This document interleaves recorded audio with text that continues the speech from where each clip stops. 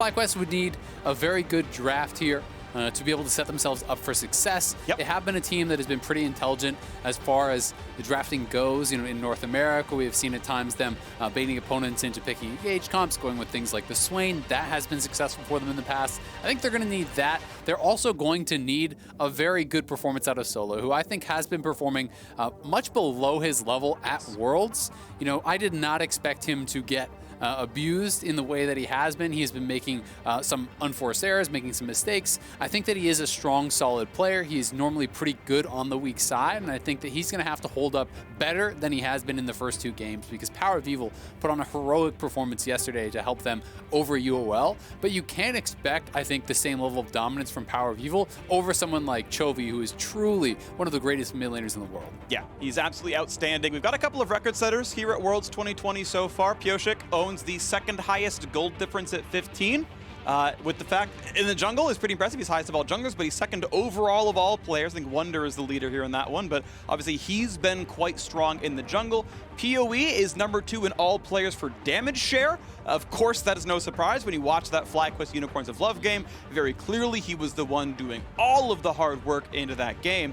And we got Solo, who holds the record for most deaths in a game and most deaths in a win at Worlds 2020. So got the W. Yeah. Still counts. Does still count. Let's go. As you mentioned, do want to see him step up. Now, a lot of teams were banning the Caitlyn away from Deft, and him and Carrier playing aggressively down to the bottom side is going to be exciting. Now, Wild Turtle and Ignar, not as much known for the laning phase. They're solid, they're okay, but the strength of Ignar on this composition is the fact that he will try to roam out of the lane. That's hard to do when you're under your turret against like a Caitlyn Karma or something.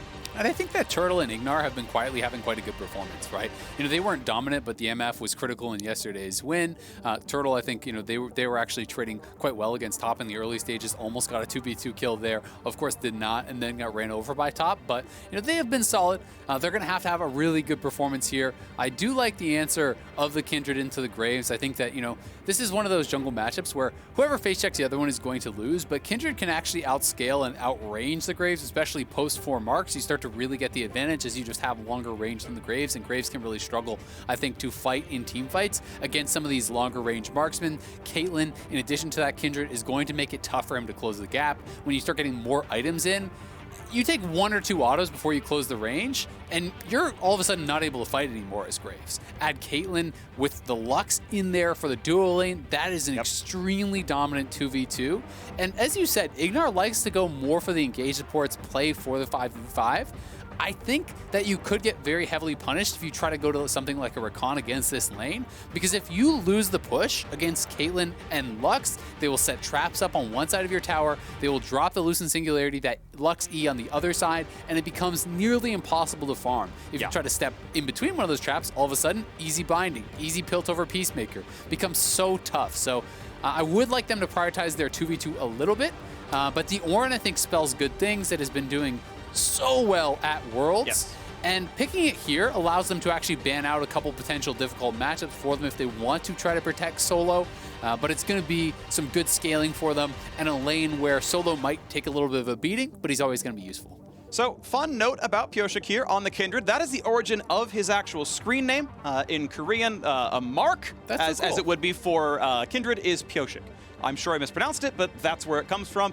It's his only second Kindred pick of Summer Split onwards, but it's cool that he gets his namesake here in this game. In the de facto battle for second place in this group, yes, they will rematch in week 2, where we all know how the LCS fares there, but regardless, that'll be the battle here, and this is going to be a fun one. So as you mentioned, though, yes, Ornn comes through. I see this draft, and I say, hey, there's no engage on this DRX side right now. Camille dropped away. Silas dropped away because he could steal Ornn ulti. I think it's actually a very clever ban with that said, but are there other engaged champions that these guys could play? Of course they could, right? You can have some other diver and a Galio coming through, for example.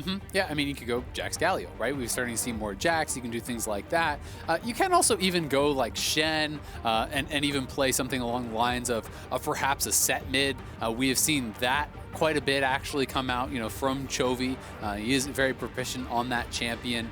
We can see things like even Shen LeBlanc. You know, there are a lot of options here. I'll be interested to see where they do go. It looks like it is going to be Ignar playing the roaming support, going for this Pantheon. I do worry for their 2v2. I think this is somewhat difficult if you lose the push. And I think Pantheon is going to have trouble actually, maintaining that. I think you probably lose the push almost no matter what, unless you're willing to play Karma or something in the matchup. But all of the CC is so telegraphed that you can step on a trap on purpose and put up the shield, and the duration's going to be about as long as you're rooted for, and he can basically withstand the entire combo and play hyper aggressively. I also agree. I love Maokai. I think there's a wealth of top lane tanks that just people don't play, but they're outstanding. Maokai definitely in the list right there. I think he's absurdly strong. Should have no problem farming against the Ornn, and now I want to see how good Doran's TP flanks are. And this is one of those things, these are some of the champions that I've been talking a lot about, on Twitter. The Maokai, the Sion, even Poppy, I think, has a lot of room to come into the meta. Champions that are being kind of overlooked. People are looking at Ornn and Shen, and sometimes Malphite, and kind of just forgetting about the rest of the tanks. Yes, Ornn does have an advantageous matchup into Maokai, especially in the early game. You are going to have very good trading into the Maokai, utilizing the Bellows Breath, being able to get those brittle procs on Maokai. But that being said, if you get past those very early stages, all of a sudden Maokai doesn't care about the damage anymore. You have the Sap Magic to be able to heal through that and trade. You can farm it out. You have point-and-click CC that is going to help to set up for the engage very, very effectively. You can utilize the ultimate both as an engage tool, but also, honestly, as a zoning tool. You drop the ultimate as you're moving forward to siege on a tower, and it makes it really tough for a team to then stay on that tower to try to defend. Caitlyn Lux move forward, chip it down. So a lot of ways to play that out. On the other side, Power Vivo playing one of his signature picks. He's on the Orianna.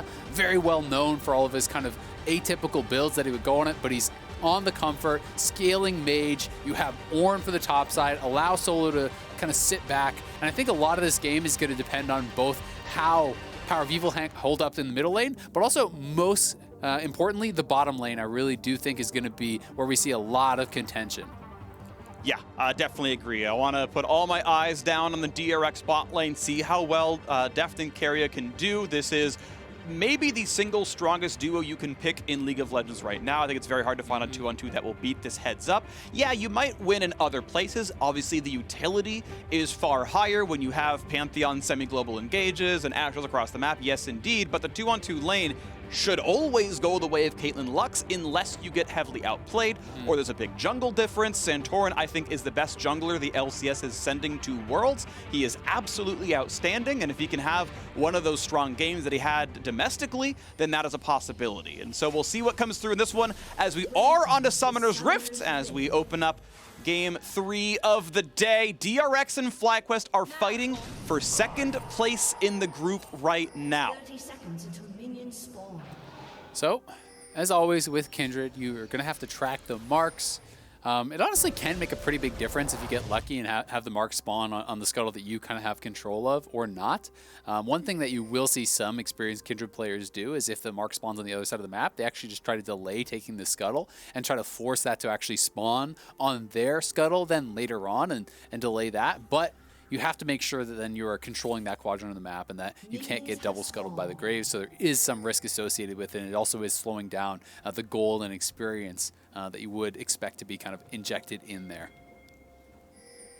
All right, now, no chaotic invades. We have seen so many of these games opened up with a lot happening in the first minute and a half of the game. This one is going to be one of the most docile. There is at most a deep ward coming down from Solo's Ornn saying, all right, I'm going to see if I can figure out where Kindred's starting.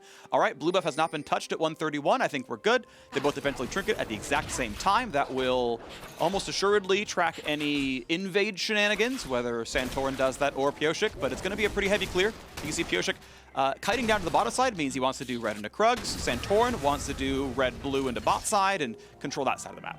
It'll be interesting to see where he goes. He actually looks like he's going towards a blue invade. So he's actually trying to go red-blue here.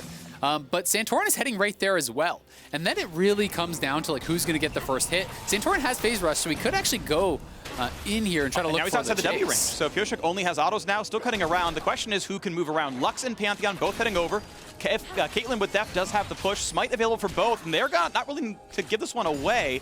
Sweeper will kill the ward, so it allows Santorin to maybe kite this into the brush. Ignar still sticking around. Chovy gets first move as well, and he's got to have Sleepy Trouble Bubble. This is so dangerous. The mid Mia has to be called.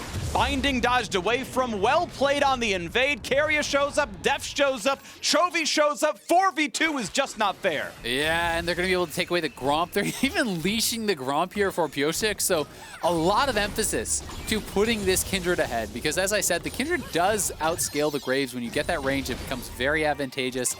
So if you can actually get ahead of the Graves early, it becomes incredibly difficult for the Graves to really have much effect on this game. I like the patience there from DRX. You know, they had that roam from the bot lane, but that was matched by Ignar. This is honestly really smart pathing, though, from Santorin. He recognizes that this is lost, so he goes his own wolves. He doesn't try to contest at the blue or at the Gromp, and he's straight over onto the enemy blue. So he will, at the very least, get this, and the scuttle on the top side has the mark. So he should be able to take the blue, deny that scuttle away, and be in a pretty reasonable spot here, given the fact that there was that many resources to try to put him behind. And yeah, you talked about how good Santorin is. One of the things that he gets a lot of credit for is his intelligence. You know, his pathing is very smart. He's adaptable. He has good game plans, but they're malleable. He's not just going to hard commit to, I must do this path every game. He adjusts based on what is happening in the game. This is a good example of that. I think pretty smart stuff from him to really not end up very far behind. Yeah, ultimately, Pyosik, of course, did steal away 2 camps to the 1 stolen of Santorin, so assuming bottom scuttle goes to DRX, there's still, you know, extra camps up for Pyosik long term.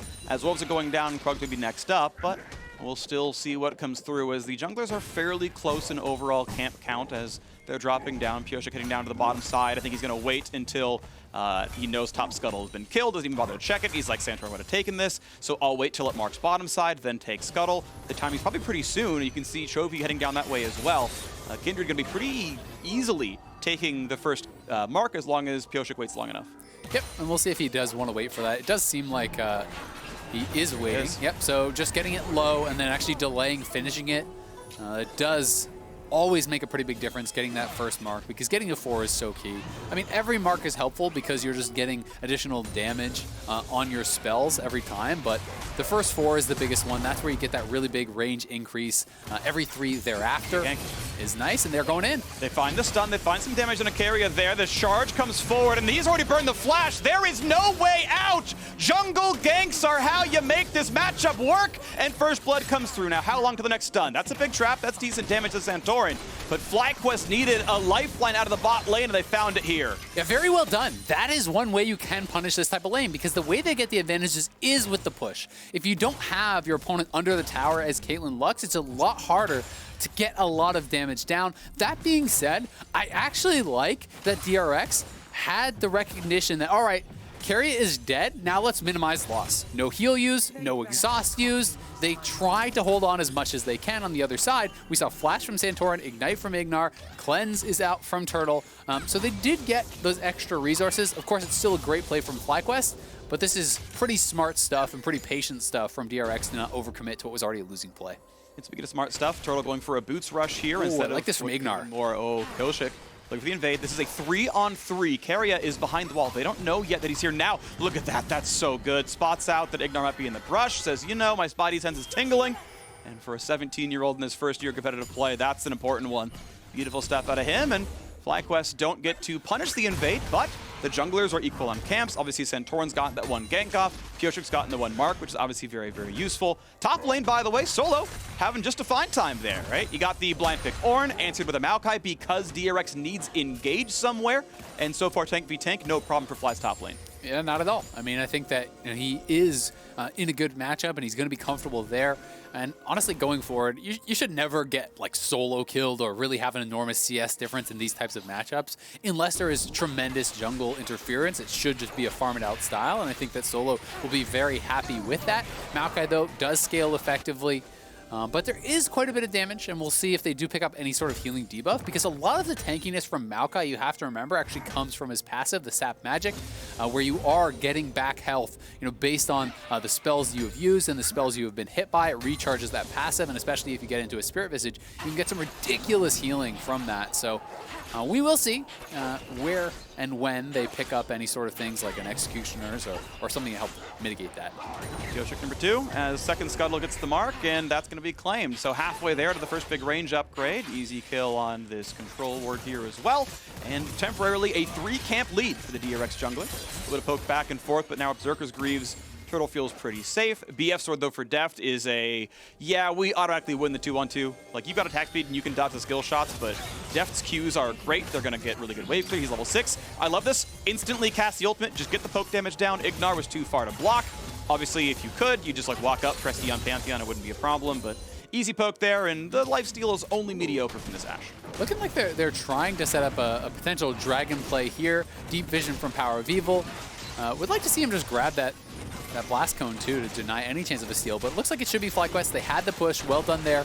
But you are seeing advantages being created in the lanes by the DRX members. You know, Chovy's such a good mid laner here, up about 20 CS with some to collect there for Power of Evil. This is going to be close. He might get the solo kill. 1v1 top side. Solo did not get the rest of the W. Doran's flash was crucial. If that flash was a quarter second later, a flash photo would have guaranteed the kill. So gets away, but that is still a 5-minute cooldown down for Doran. Solo having a small lead up at the top side. Great job by him getting that flash out, the trade of ultimates. As you say, if that brittle application was there, flash auto means Doran is dead every time. Great stuff from Solo, getting an advantage up there on his own. And yeah, the CS advantages are keeping this game in DRX's favor, despite the fact that FlyQuest got that kill. Jungle CS advantage, Caitlyn is winning in farm.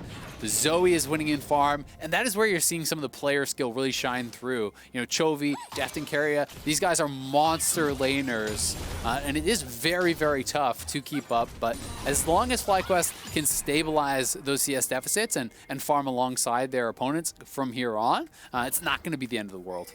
Pyosik still waiting for his first PvP kill as he still has that mark on Santorin, waiting for it, looking to go for the top side chicken camp now as well. Smite fight might be a thing. Nice redemption is going to make it a little bit easier for him as they once again try to get the rest of this chunk down. Smite comes through, well done. Number 3 to Pyosik as he grabs that one away. Good invade, good support by Chovy. Even Doran walked down. This is honestly huge, and Pyosik, you know, it's good play. Also a little bit of luck to have that scuttle spawn, that second scuttle, you know, with that mark on his side. He was right in that area, did have priority. So good job by him. Chovy working really well, utilizing that redemption that he grabbed to secure the third mark. And having 3 marks pre-10 minutes without a kill is honestly very rare in competitive play. So I think Pyosik is going to be feeling incredibly good about his position in this game. If you can get to 4 marks generally before the major team fights start, you are feeling so comfortable as the Kindred because it makes you so much safer. You can get damage out consistently without necessarily exposing yourself to the CC that could prevent you from actually, you know, getting your ultimate off. Look at that. Oh, beautiful. He knows it's 1 minute away, takes out the timer. Thanks for the root, and that's 4. That's 4 ridiculous. Already. Beautiful. And a lot of this also, to his credit, you can game it where you know, the marks will spawn in certain places, right? Based on how many marks you have. So if you eliminate the camps that it could spawn on and only leave 1 up, you know the mark will have to spawn there. Yep. And that may be exactly what Pyosik is doing, and if that's the case, that's incredibly impressive play from him. To grab 4 this early really is impressive stuff, and it's going to mean he's going to be a menace come teamfight time. And got the bonus range, a bunch of attack speed when you press Q. It's all looking good. And now, as the control ward is put down, the ward's timed out, Pyosik wants to go for a nice, convenient little play. Jumps over top side. That's not where you wanted to be. Now, can the rest of it work well? When can he get over the wall? Blast plants away, flashes out. And the snipe's not going to be enough, nor will the rest of the damage out of Graves. I don't know how he lived with that one, but FlyQuest kited away and Pyosik has jumped over to safety. Yeah, right beside that wall, he does have the Q and the flash, and they needed to deny that blast cone, but I think both FlyQuest members shouldn't have gone the same way on the blast cone, right? You should have tried to stay spread out, so one knocks that blast cone out, another is there to follow. They're trying to secure this. Looks like they will be able to do so. Santorin going to grab this, but now the quick draw is on cooldown, so we'll see if DRX want to move in and try to force a flash. You can bait for Ignar. They're depending on who shows up, yeah. If Keria wasn't there, you had the chance at saying, you know what, let's go for the 2v1. Like, we know the ult stamina of the flash is down, just jump over the wall, let's get him. You know, flash W, let's see what you got. I guess no flash, but maybe ult W. Regardless, yes, flash to safety is the trade. I think that's worth. Now we got another trade up at the top side. Looking for the stun. We've got everyone else coming around. Now the first one is not going to land, but his ult's going to buy a lot of space. The flash follow. They need this kill in a Doran. They trade blows back and forth. And Solo with some help from his teammates finds himself on the board. 1-0-0. 7 CS lead. PvE objectives in the favor, but DRX, you can see, still 800 gold ahead from being better laners. 3, now 4 turret plates in the bottom side. Yeah, and they're actually trying to take not only this turret, but they're invading for that mark on the Wolves, probably. We did see a ward get placed down on that. There is the replay. We see Pyosik escaping. The turret taken here. You know, you have the winning 2v2, and Ignar is roaming. Turtle left in the 1v2 with Pyosik wrapping behind him. There's no way he can actually stay, so that is the correct play from him to give that up. But it does mean that, honestly, DRX get way more out of that kill, unfortunately for FlyQuest, than FlyQuest do. Because great, you killed off the Maokai, but that gold went in the pockets of Ornn, and you lost the tower, giving Caitlyn an immense lead, right? You know, this is now a huge CS deficit on that bottom side, plus all the plates and turret gold going to Deft and really setting him up for success. You've got about 40 seconds to summon Herald somewhere useful because you really want to cash in on the plates itself. None of the turrets are low enough to die during Herald's lifetime, so get some plates, get 300 gold back, you know, bring back 10% of that gold deficit right now, and they got to do it soon. Yeah, I think they're going to do that immediately. They're just pushing it up. He's running straight down there. They're just trying to get the gold here, and if the plates expire, maybe you can finish that off afterwards, as there will be that less bit of armor. Plus, they're trying to use this also as pressure to help them take the dragon potentially. But it does look like Graves is just going to head back towards his jungle, continue farming. Not feeling comfortable to do that just yet, with Ignar heading back to base, and Power of Evil was still walking back out on the map, so they want to get their lanes pushing in the right direction. Nice little check to make sure Kindred isn't soloing the Drake. That's not happening. A blue buff handoff, QW, ended off there. But still, 1,600 gold lead to DRX. Bot lane picked for the laning phase. They got the leads there. There were some nice ganks. Santorans, you know, combined for 2 on the various sides of the map. But Deft and Keria are the reason this game is going the way it is. PoE has caught up. It's been 3 CS the mid lane. That's a positive moment. But for now, bot diff, and the draft was for that. The draft was the reason for this. There's playing it well, of course, as well. But they said, look, we're doing a draft kingdom, or a bot lane kingdom in the draft phase. Let's see if they can play it through. So now we get into the mid game. We go to the second Drake. We're 50 minutes in.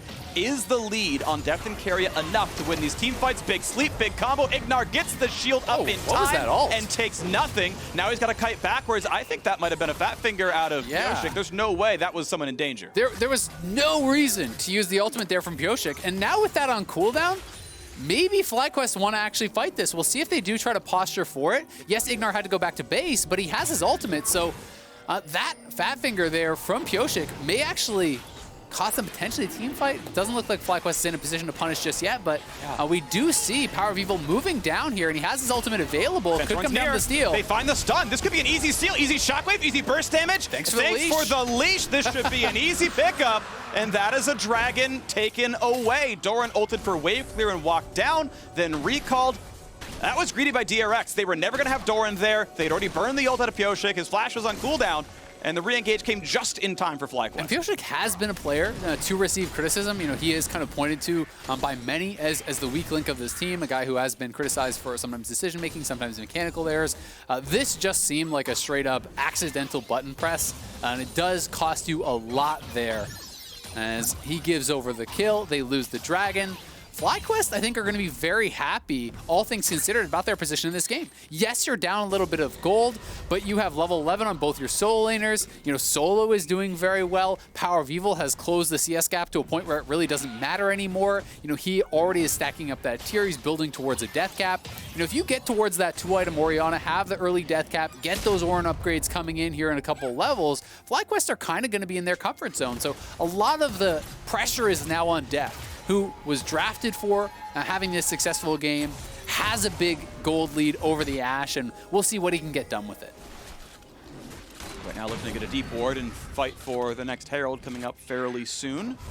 You can see that there's marks over towards the rev up. That one taken away though in time. Centaur not going to give that one over. I believe we are still at 4 marks for waiting for Ignar. And they're waiting for Ignar. And Ignar spots the ward, puts on the shield as the root comes through, and you're not going to take much of a combo there in that case. Snipe comes through. That's a nice ult there into Turtle. Puts him at about 60%. They fight back for the ward. Centauran goes over the river. Otherwise, it is still top lane under siege, but Turtle, with Ruin King done, pretty easily able to take some poke and just heal it all back up and really not have to take any danger here. Yep, he's sitting pretty comfortably. DRX, nice attempt at a pick there, but as you say, that interaction with the Pantheon shield, just being able to pop that when he does get rooted up, when he does get trapped, is being very, very effective. Power of Evil is closing this CS gap more and more. Was down a couple waves fairly early from Chovy, thanks to Chovy's really good laning, but Power of Evil has been really in his comfort zone over these last 10 minutes or so, just kind of farming it up, well over 10 CS per minute here on the Orianna. This guy had a monster game yesterday and is in a decent position to try to have a repeat of that today. You can look for combos such as the Pantheon ultimate. You stun somebody up, you follow that up with the Shockwave, you have good engage, obviously from the Ornn. Kindred will be problematic, Caitlyn will be problematic, but FlyQuest are in there with a fighting chance. And I don't think this game is going the way anyone expected. If you watched the first 3 days of the World Championship and how narrowly FlyQuest took down Unicorns of Love, you're like, all right, pack it in. All the LCS teams are garbage, they're trash, see you next year. But up against LCK #2, I mean, this very rarely happens that LCS even competes with the top Korean teams. And so far, so good. FlyQuest, yes, they are down in gold, but I would take the team up 2 Drakes in a 6,600 gold deficit. Maybe 1,000 gold deficit's a bit closer, but so far so good as FlyQuest look to find their way into the mid game. Ignar taking half his health off down. Good play by Chovy. We haven't got to see him play around the mid game, but we know he can do a lot here in this. And you can see the Bramble Vest already picked up there from Solo. He is trying to look to roam up. We'll see if they want to try to contest this. Power of Evil got the push mid lane, so he is now moving up towards this Rift Herald, and they will have the potential to try to contest. The question is just, do they want to really commit to it? Because honestly, the second Rift Herald isn't worth that much. If you're not in a good spot to contest, you shouldn't bother. Unless you get a Miracle Steal, Q, good smite. That's going to go for Pioshik, and Santorin could ult away, but suddenly, Ignar wants Sin by himself. Blast Plant pops in time. No easy re-engage, flash to safety, but an easy chase down for Pioshik. Stun's still going to drop. How about the re-engage on Adoran? Shockwave, autos, that's 1 kill for 1, but now Turtle has to cleanse, has to flash, kiting away, finds the slow. The chase in for Pioshik, the flash in for depth, and he finds the headshot kill. Looking for a sleep now as well, and DRX have turned the corner. 3 for 1 instantly in the team fight. What a throw from Ignar. Honestly, FlyQuest, I liked the attempt at the smite steal, but what was that engage? It's just a one-man mission there from Ignar. The rest of the team tries to stay around and bail him out, and they're probably going to lose. Well, they lost 3 members. They almost lost 4 there, and that went from a very close game where FlyQuest is pretty comfortable with their spot to almost throwing away the entire game for a terrible engage there from Ignar, and that is going to be one he really wants back. So now we ask if the resets come through in time, because Dragon 3 is on the map, Infernal Drake is here, Solo has teleport, not ulti, as Depth recalls as Drake spawns. Yeah, I mean, the smite steal is good. You notice how Santorin was just going to walk up, try to steal it, and then quick draw out if he didn't actually find an opportunity to get it. Ignar, though, goes so deep, the team tries to back him off. Yes, they do finish off Doran, but you committed your Shockwave, you committed the Ashe ultimate, every ultimate on cooldown to take down the tank. So the carries of DRX are going to fly forward. They continue to chase. Anytime you try to run from a Zoe with your summoner, Zoe grabs those summoners, follows you, and it's going to be able to clean up those kills. And all of a sudden, you're closing in on that 4,000 gold lead here. No, is he dead? He's got the shield. I think that was maybe it would have been Seraph that he popped the extra shield just to make sure it was all okay. Now, it was FlyQuest who grabbed Drake #3. Now, a 4,000 gold difference is better than 3 Drakes, but a soul nearly makes up that gold difference. So if this happens in the next few minutes, it gets a bit closer. Though. Yes, it is. It's mid lane tier 2 dropping, the gold lead growing farther and farther. 4,500 gold lead now, and mid inhibitor is going to lose most of its turret's health as well as they get another charge down there, and DRX looking to just completely strangle this map in the mid game. Yeah, this is getting tough. I mean, FlyQuest will get their shot for the Infernal Soul, but now, after that Rift Herald fight, so silly to risk the game on that, and they fall so far behind off of it. They lose the kills, they are losing towers.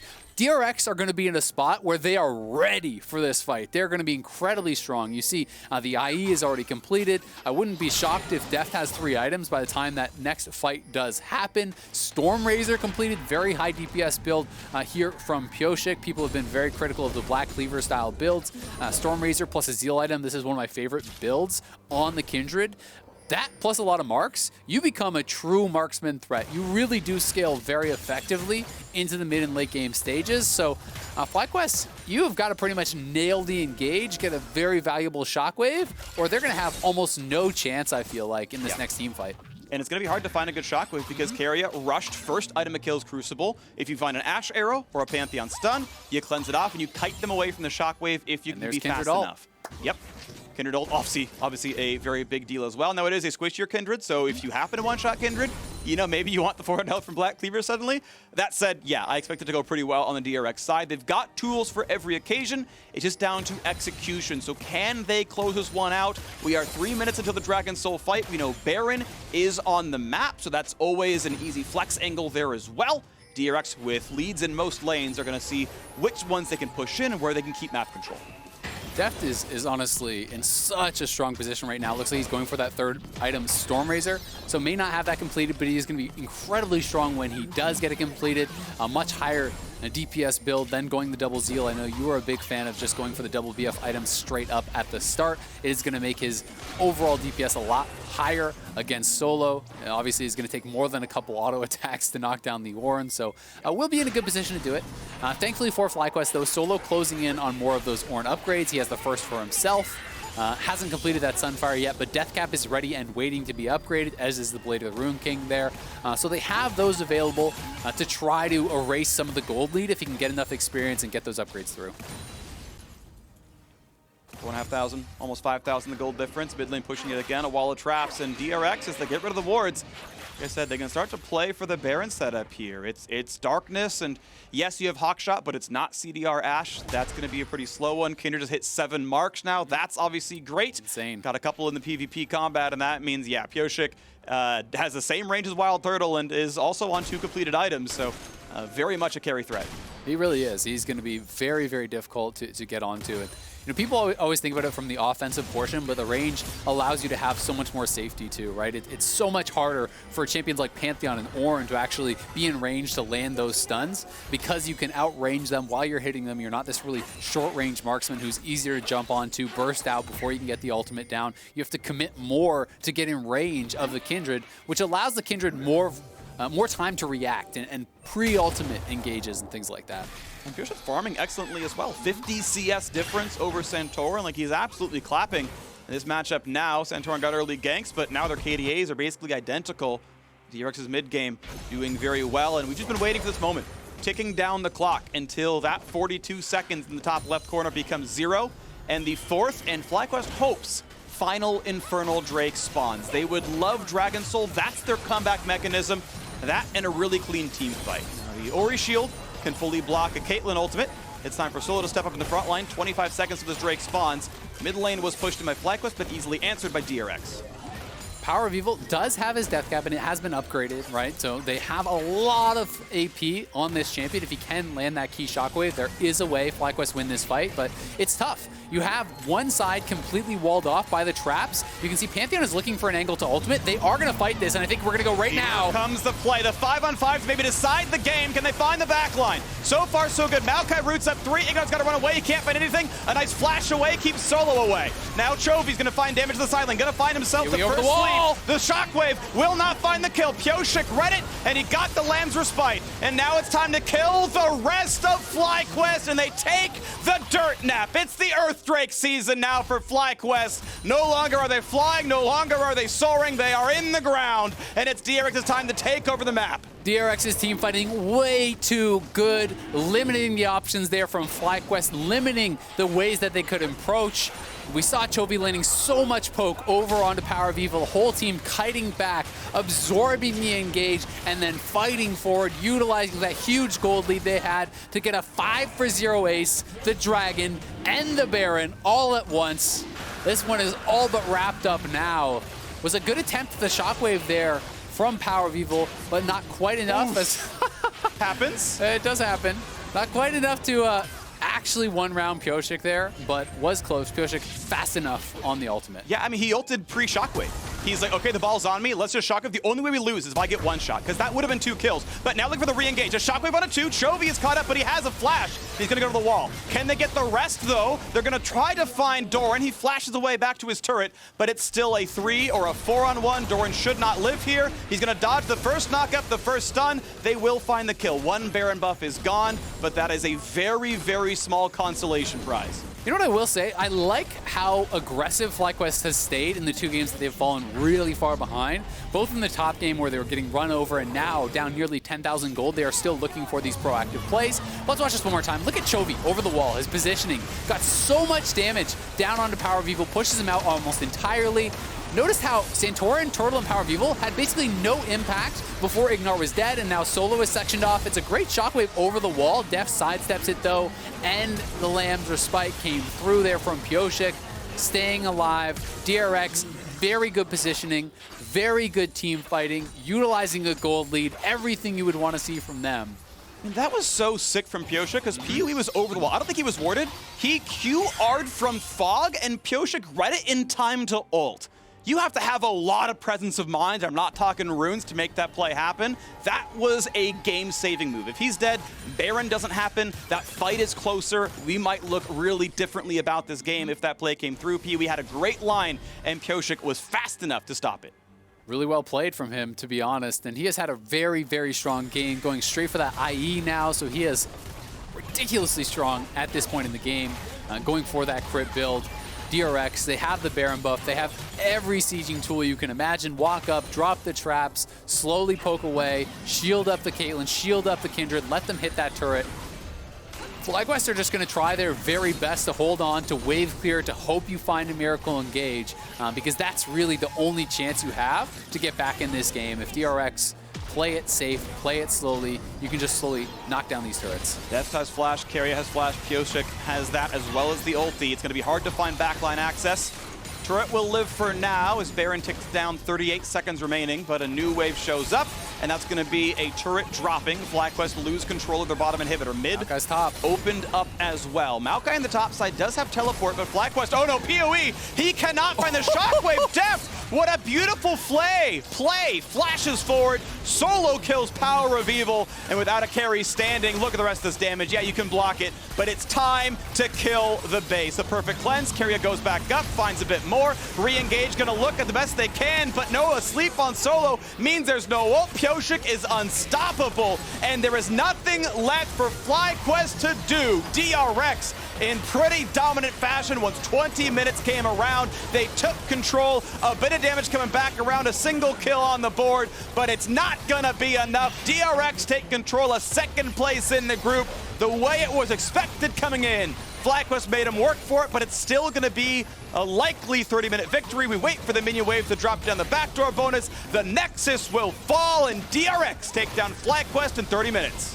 What a way to finish it there. Def doing his best Syndra cosplay, wiping the mid laner off the map. He's had enough. Flashing forward onto Power of Evil there. Clean stuff from him. Really had an incredibly dominant game. Got so far ahead. And DRX can be happy with how they closed out once they got in the advantage, but you have to say this game hinged so much on that terrible engage from Ignar. That was the game-losing play. They bet it all at the Rift Herald. It went terribly for them, and DRX played incredibly from that advantage. Deft was already ahead. He got more ahead. Their team fighting was immaculate at that 4th Dragon. 5-for-0 clean ace, looking really, really good, and still in a very strong position in this group. And you got to see how kind of to play out a draft with limited engage tools. It's a dominant bot lane. You take first turret with all 5 plates by 11 minutes because you are supposed to completely clap that 2-on-2. That is where the gold lead stayed stagnant because despite the kills coming through for FlyQuest, despite the